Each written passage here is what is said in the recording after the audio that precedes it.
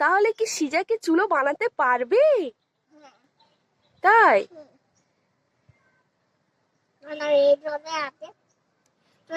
সিজা তো সত্যি চুলো তৈরি করে ফেলেছে।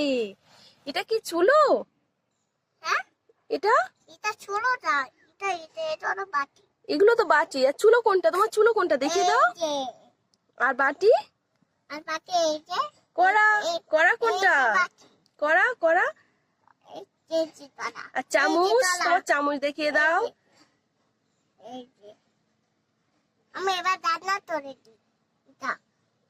দাদা তোরবো? হ্যাঁ, সবাই দেখতে পাচ্ছো আমাদের ছোট্ট সিজা কিভাবে কি সুন্দর ভাবে সব তৈরি করে ফেলেছে। এবার রান্না করছো? কি রান্না করবে আজকে? হ্যাঁ,